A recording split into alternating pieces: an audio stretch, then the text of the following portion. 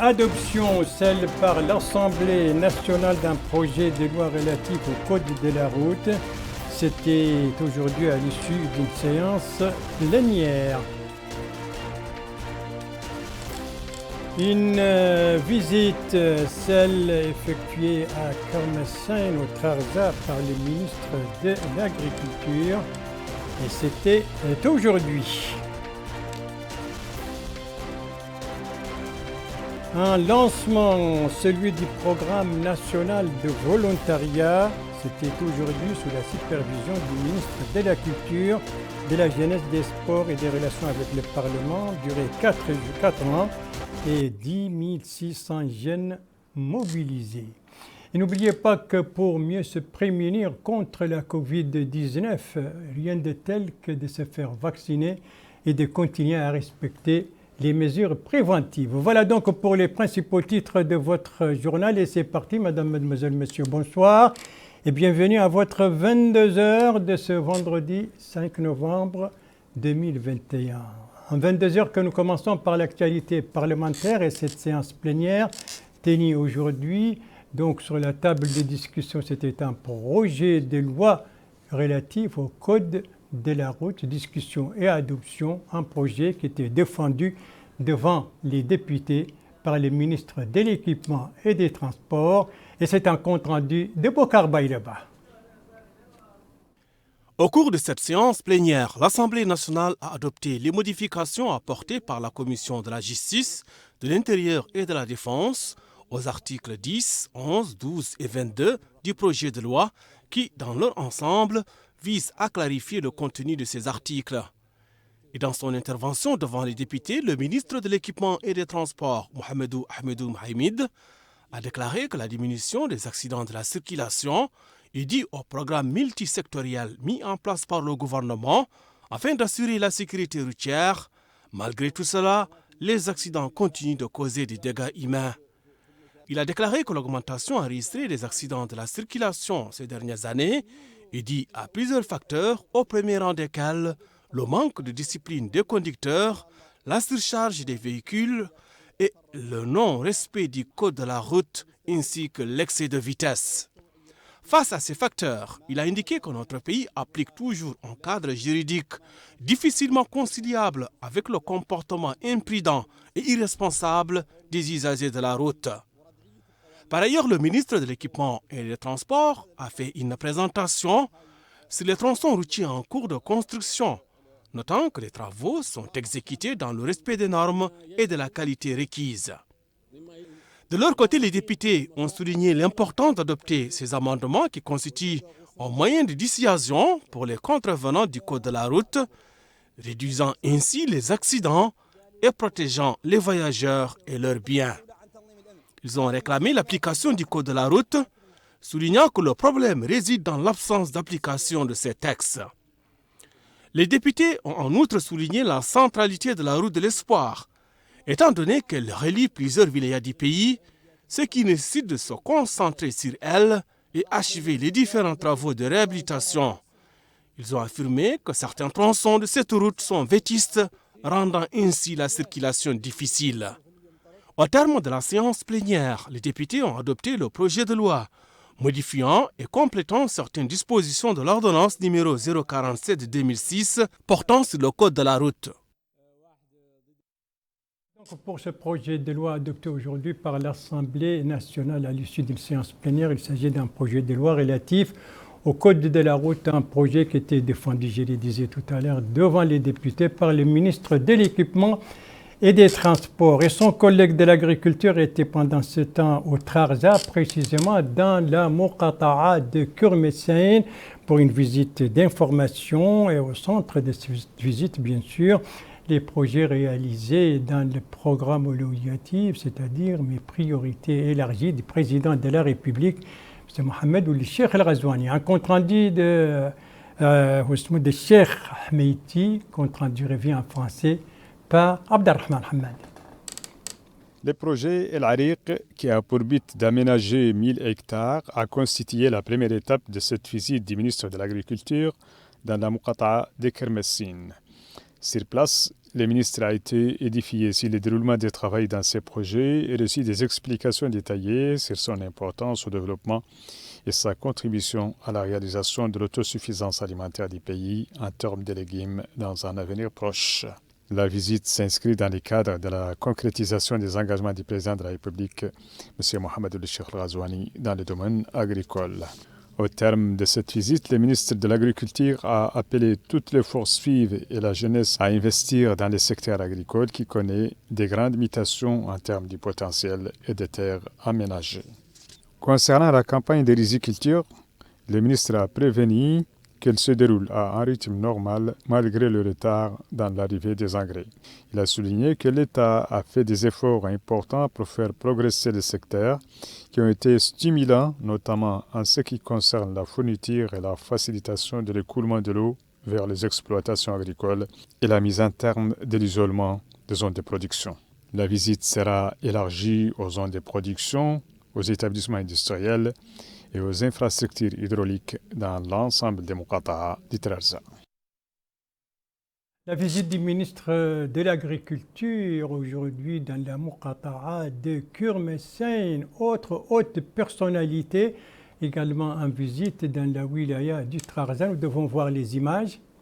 Et voilà, il s'agit donc de la visite à Rosso cette fois, la capitale régionale du chef d'état-major général des armées Rosso, où il a présidé la cérémonie de passation des services entre le nouveau et l'ancien chef du centre technique de l'armée, des chefs d'état-major général. Donc, c'est là, lors de sa visite dans ce centre, donc la passation des services entre le nouveau et l'ancien chef du centre technique de l'armée, une cérémonie qui s'est déroulée notamment en présence du chef du 4e bureau et des adjoints des chefs du 1er et du 3e bureau. Et ça, c'était donc à l'occasion de la visite du chef d'état-major général des armées à Rosso, la capitale de Trarza. C'était donc aujourd'hui.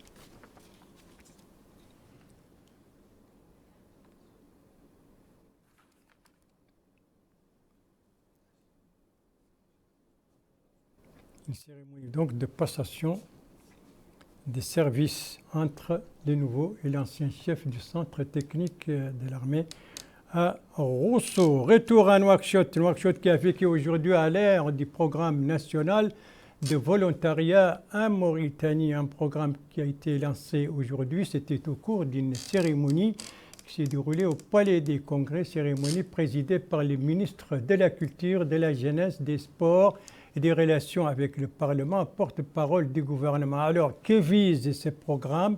Combien de jeunes mobilise-t-il et quelle est sa durée? Élément de réponse avec Mohamed El-Khattat.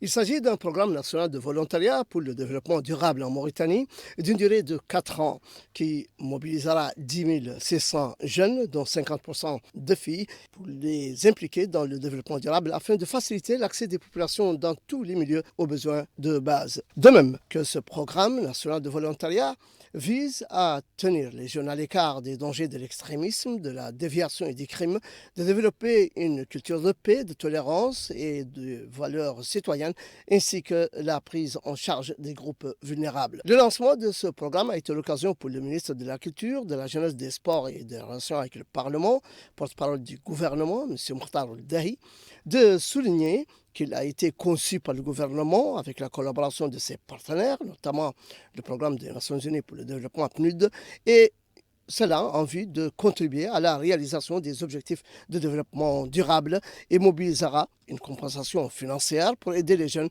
à mener à bien leurs tâches, lesquelles sont également une opportunité d'emploi semi-permanent. Le ministre a affirmé l'importance qu'accorde le président de la République, Mohamed El-Cheikh Ghazouani, à l'action sociale et à la jeunesse, comme en témoigne, a-t-il dit, la mise en œuvre de nombreux programmes en leur faveur, notamment les ressources que l'État a mis à la disposition de Taazour pour réaliser ces objectifs. Wuldahi a exprimé la disponibilité de son département de coopérer avec ses partenaires au développement, notamment le PNUD, pour réaliser des objectifs communs tels que la diffusion des valeurs de citoyenneté, de tolérance, de coexistence pacifique et d'accélération du rythme de développement. De son côté, le représentant résident du PNUD en Mauritanie, M. Anthony Ngoro Rana, a précisé.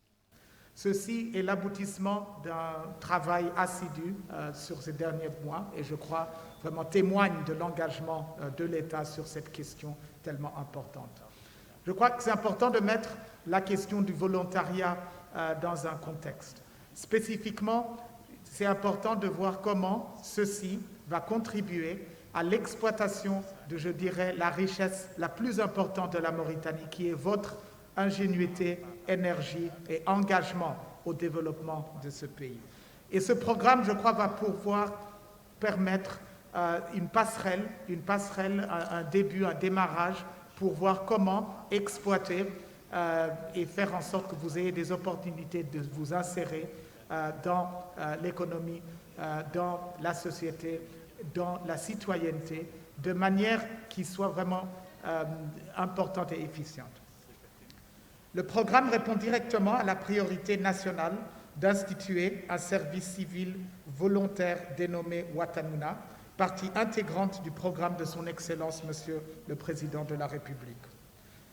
Invités distingués, la Mauritanie a une population jeune qui fait face à nombreux défis socio-économiques, en plus d'une incidence de vulnérabilité aggravée par la situation sécuritaire géostratégique. Cependant, cette jeunesse constitue une richesse importante pour le développement de ce pays. C'est dans ce cadre que le gouvernement a élaboré une nouvelle stratégie nationale de la jeunesse 2020 à 2024 et mis en œuvre plusieurs programmes pour soutenir l'autonomisation, le volontariat et le changement de mentalité. Il est à noter que le programme se fixe comme objectif d'enraciner la culture du volontariat au sein de la société, d'élever les valeurs de citoyenneté et d'impliquer les jeunes dans le développement, la prospérité et le progrès de la Mauritanie. Le programme national de volontariat donc, en Mauritanie, lancé aujourd'hui par le ministre de la Culture, de la Jeunesse, des Sports et des Relations avec le Parlement, porte-parole du gouvernement, c'était au cours d'une cérémonie tenue au Palais des Congrès. Autre cérémonie également aujourd'hui en Nouakchott, mais cette fois dans un amphithéâtre de l'Université de Nouakchott. Il s'agit du 10e congrès de l'Union nationale des étudiants de Mauritanie, coup d'envoi ce matin. Alors, quel est l'objectif de ce congrès et sous quel thème se tient-il? Élément de réponse avec Naja Jekani. Ce congrès est organisé sous le thème « 2 décennies de générosité, une institution pionnière, une lutte continue ». Ce conclave a pour objectif d'examiner et d'évaluer des stratégies pour développer le système de l'enseignement supérieur et d'explorer ses perspectives dans les prochaines étapes. Ouvrant la cérémonie, le directeur de l'enseignement supérieur, M. Ahmed Dounoul Abdi, a mis l'accent sur les efforts fournis récemment par les départements concernés, tels que garantir l'intégration des bacheliers de plus de 24 ans au niveau des établissements de l'enseignement supérieur. De son côté, le secrétaire général de l'Union, M. Mustafa Ould-Sidi Oubek, a indiqué que la tenue de ce congrès constitue une étape déterminante dans l'action syndicale de cette organisation. Il a souligné la nécessité de renforcer l'action syndicale des étudiants, étant donné son importance pour le développement, la défense des causes de la nation et la préservation de ses acquis. La clôture de ce congrès a été marquée par l'accord sur les statuts de l'Union nationale, le renouvellement de ses structures, la mise en place du système de base, le développement de ses performances, ainsi que la défense des droits des étudiants et l'amélioration de leurs conditions de vie. Le 10e congrès de l'Union des étudiants mauritaniens, son slogan qui s'est tenu aujourd'hui, son slogan des 2 décennies de générosité. Merci de suivre les JTF de Mauritanie à la suite du journal qui nous amène au Guidi Maha, à Nadrar, pour terminer avec une page médicale. Première étape donc, le Guidi Maha qui vit actuellement à l'ère de la SCRAP. La SCRAP, c'est la stratégie régionale de croissance accélérée et de prospérité pour protéger et c'est l'objet d'ateliers régionaux qui se tiennent actuellement à Sélibabi, la capitale du Guidi-Maha, des ateliers qui sont rentrés aujourd'hui dans leur 5e journée consécutive. Compte rendu de notre correspondant permanent là-bas, Baebiri, compte rendu revient en français par Bokar Bailaba. Les participants à l'atelier régional devant aboutir à l'élaboration de la stratégie de croissance régionale accélérée et de prospérité partagée SCRAP travaillent sans relâche en atelier autour des thématiques prioritaires pour le développement socio-économique du Guidi-Maha. Ainsi, ils ont planché sur la stratégie de protection sociale qui va dans le sens de la vocation de l'UNICEF qui finance ce projet pour le Guidi-Maha par l'entremise de l'État et le Conseil régional. Kaïba, cadre ministère de l'Action sociale, de l'enfance et de la famille. Bon, l'objet de cet atelier, c'est sur la protection de l'enfance. Nous parlons ici des problématiques de l'enfant, notamment le recensement, notamment l'accès à l'état civil, notamment tout ce qui amène l'enfant en tout cas à pouvoir aller à l'école au niveau de la wilaya du Guidi-Maha. Mais beaucoup de problèmes sont soulevés, notamment pour surtout l'accès des enfants à l'état civil. Et aussi nous avons parlé de table régionale de protection au niveau de la wilaya du Guidi-Maha qui a été mis en place par le ministère, le MASEF et l'UNICEF, mais qui connaît quand même des problèmes parce que la table régionale ne marche pas, ne fonctionne pas actuellement. Moi je suis Yacoub Fofana, le directeur du lycée 1 de Sélibabi. Cette protection sociale qui renferme aujourd'hui, qui devient un sujet très important au vu des autorités et au vu du gouvernement. Aujourd'hui donc, nous avons discuté sur plusieurs axes. La définition de la protection sociale, et le fonctionnement de la protection sociale et les axes d'articulation de la protection sociale. Alors, on a actuellement, le débat se déroule au niveau de la mise en place d'une coordination sur la protection sociale. Parce que le constat est qu'il y a beaucoup d'interventions sur le plan régional par rapport à la question, mais il n'y a pas de coordination entre ces intervenants-là. Le Guidi-Maha reste la wilaya la plus arrosée du pays. Et l'analyse du secteur de l'hydraulique, deuxième thématique, est on ne peut plus pertinente. Cependant, les populations locales ont du mal parfois à étancher leur soif. Ousseynou Mamadou Traoré, je suis membre du conseil régional du Guidi-Maha, en même temps coordinateur du projet RIMDIR. L'atelier d'aujourd'hui, c'est à travers l'analyse du secteur de l'hydraulique. De l'avis des participants, que le Guidi-Maha, toutes les localités peuvent s'approvisionner à partir du fleuve, qui est presque dans un rayon de 65 km. Toutes les localités sont dans un rayon de 65 km. Donc la solution idéale, c'est vraiment de s'approvisionner à partir du fleuve, parce que tous les forages ou les puits qui ont été réalisés au niveau d'ici, quand on ne trouve pas de fracture, et là les gens sont confrontés à un problème aussi de salinité des eaux. Auparavant, les participants avaient discuté de l'économie rurale et la stratégie à mettre en œuvre pour exploiter de manière efficiente les potentialités dont regorge le Guidi-Maha. Moi, je m'appelle Alioune Ba. Je suis le président de l'Union régionale des coopératives agricoles au niveau du Guidi-Maha. Nous traversons des journées de scrap pour lesquelles nous espérons beaucoup de changements pour l'avenir de cette wilaya. Nous savons que la wilaya est remplie de potentiel agricole. Aujourd'hui, c'est une journée de l'agriculture. Le Guidi-Maha a toujours été appelé le grenier de la Mauritanie. Aujourd'hui, nous trouvons que ce grenier il est pratiquement vide. Il est soutiré. Et pourquoi? C'est de cela que nous sommes en train de débattre, de décortiquer pour quelles raisons aujourd'hui l'agriculture ne marche pas. Où sont les problèmes? Quelles sont les causes? Nous avons de la pluie, suffisamment de pluie en tout cas pour nos cultures. Nous sommes aujourd'hui en train de débattre de tout cela pour que dans l'avenir, que tout cela soit rectifié pour l'intérêt des populations, pour l'intérêt de la Mauritanie d'une manière générale.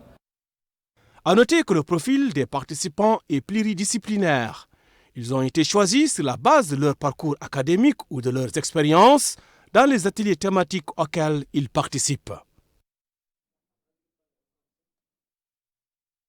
Les ateliers régionaux sur la scrap qui se tiennent actuellement à Selibabi au Guidimaha, c'est la 5e journée consécutive. Les Guidimaha où nous restons encore un instant, puisque les Guidimaha, vous le savez, c'est une wilaya agro-pastorale par excellence, d'où l'intense activité de sensibilisation entreprise par les autorités régionales. Et c'est dans ce cadre que s'inscrit justement cette réunion présidée par le Wali dans la Muqata'a de Rabou, précisément à Ain Issa, commune de Soufi. L'occasion pour le Wali d'appeler les uns et les autres à protéger les pâturages et à se tenir prêts à intervenir en cas de feu de brousse. Appel entendu, bien entendu, par les participants et bien accueilli aussi les participants qui se sont engagés à n'épargner aucun effort pour la réussite de la campagne de sensibilisation en vue de la protection du couvert végétal. Un couvert végétal tout aussi important et vital et pour les agriculteurs et pour les éleveurs. Voilà donc une campagne de sensibilisation contre les feux de brousse au Guidimaha, une campagne de vaccination du cheptel en Adrar, une campagne dont le coup d'envoi a été donné hier soir à partir d'Atar, la capitale régionale. Combien de têtes de bétail sont fusées par cette campagne et quelle sorte de bétail est visé? Eh bien, élément de réponse avec notre correspondant permanent, Mohamed Oulbilal, compte rendu revient en français par Abdoulaye Demeba.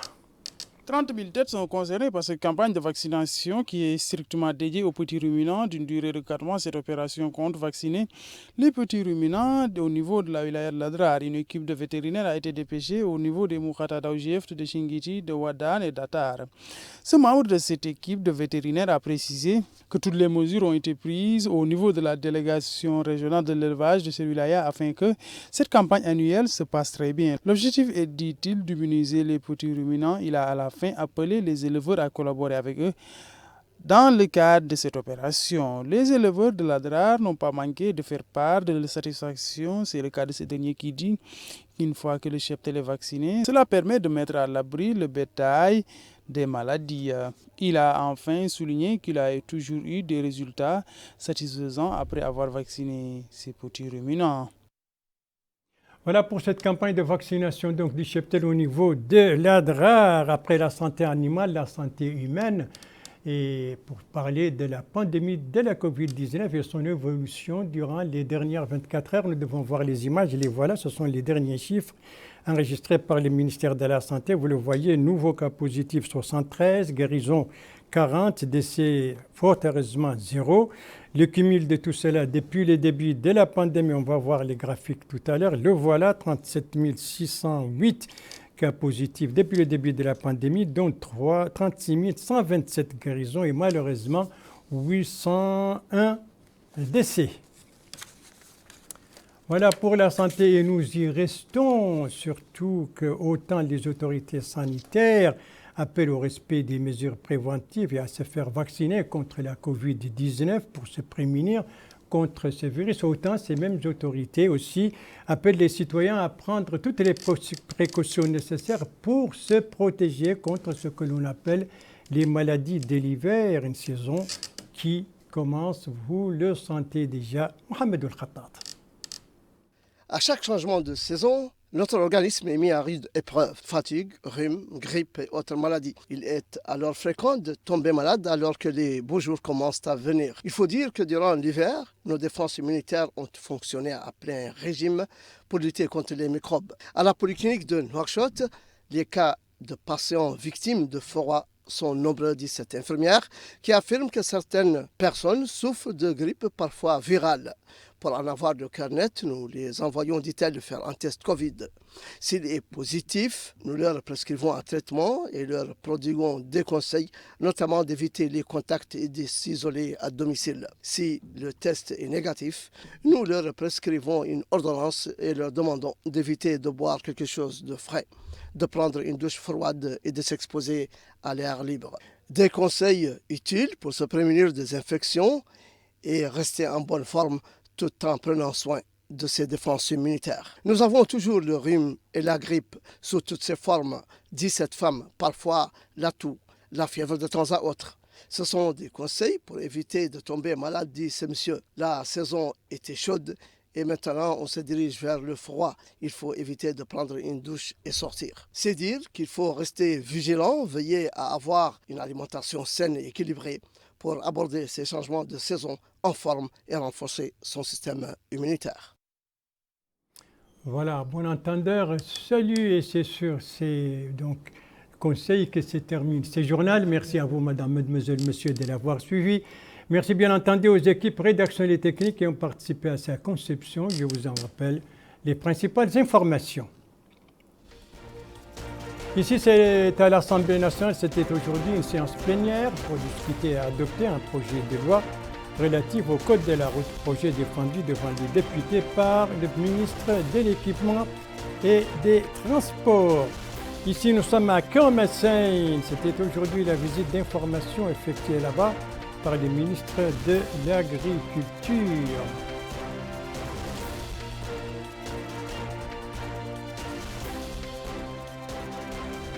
Et ici, nous sommes au Palais des Congrès, ici à Nouakchott. C'était lors de la cérémonie de lancement du programme national de volontariat, cérémonie présidée par les ministres de la Culture, de la Jeunesse, des Sports et des Relations avec le Parlement. Voilà, et je vous rappelle également que pour se prémunir contre la Covid-19, rien de tel que de se faire vacciner et de continuer à respecter les mesures préventives. Ce sont des gestes qui ne demandent pas beaucoup d'efforts, sinon la volonté de les appliquer. Et ce sont des gestes pourtant qui permettent de sauver des vies. Votre santé est entre vos mains. Prenez soin de vous pour vous préserver et préserver les autres. Et si vous aimez vos proches, eh bien, pas d'approche et pas non plus de reproches. Et tous vaccinés, tous protégés. Et sur ce, je vous souhaite une très très bonne fin de soirée, une très très bonne fin de semaine. Et je vous donne rendez-vous, Inch'Allah, demain à la même heure, 22h. Bonsoir.